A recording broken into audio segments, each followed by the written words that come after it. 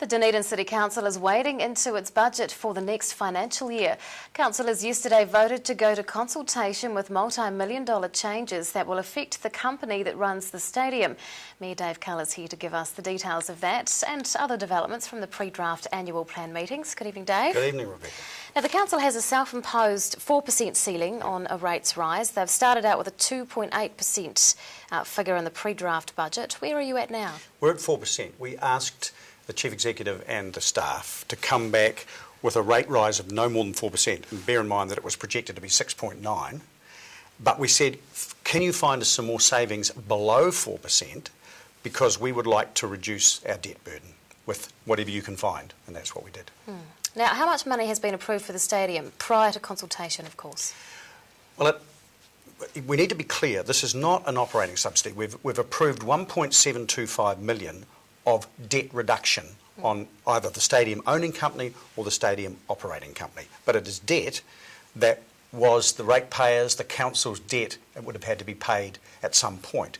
And by paying that off like that, and by continuing to pay it off, we've reduced the originally proposed term of 40 years for stadium debt to 18 and a half. And by doing that, over the term of the loan, we've saved, or will save, $119 million in interest costs. What would your response be to people that might object to DVML getting more money? Well, they're not actually getting more money. The debt that they have is being paid off, and as I said earlier, it's debt that was going to have to be paid off in any case. But I guess it was always recognised, or it's been recognised for a year or so, that both the stadium owning company, DVL, and the stadium operating company, DVML, had ridiculously high and unsustainable amounts of debt on them, and they couldn't develop sustainable businesses and balance the budget with that debt hanging over them. So by paying it off earlier, we've not only done something we're going to have to do sometime anyway, but we've given them the opportunity to balance their budgets. And had they not, they would have had to come back to council for more money anyway. So we're getting in ahead of that. And you're proceeding with the idea of an events fund as well? Yes.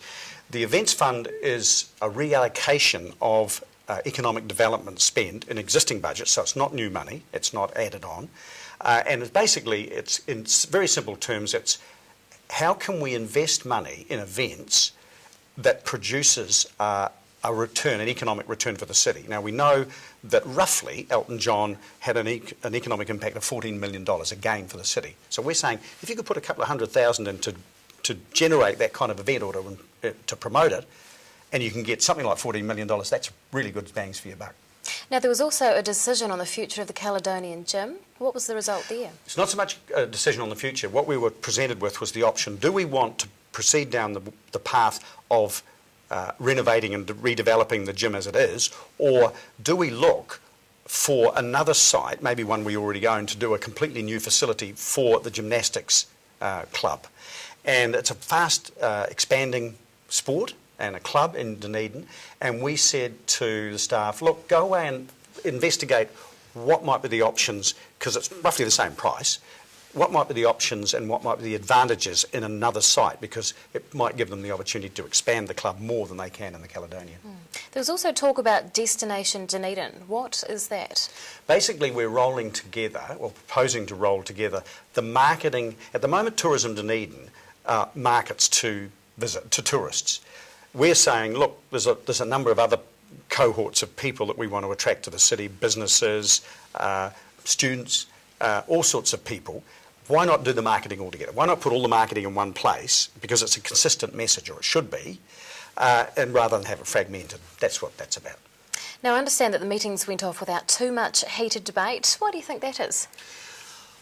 I think that there were a couple of things. I think, first of all, the council had a very good awareness of the needs and the discipline that we needed to have in terms of, in this case, debt reduction and finding efficiencies and savings and keeping within our budgetary constraints. And the second thing was that the Chief Executive and staff had done a tremendous amount of work and brought some very good reports. So what we had in front of us and our choices and options was very clear, and so we could have a constructive, measured debate about it, and that's what happened.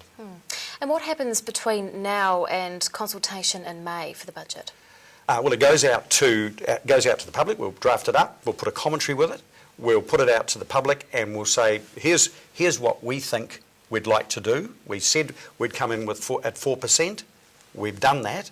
But what do you think of that? That's the public's right then to come back to us at annual plan in May and tell us. Good stuff. Dunedin Mayor Dave Cull, thanks very much for your time. Thank you.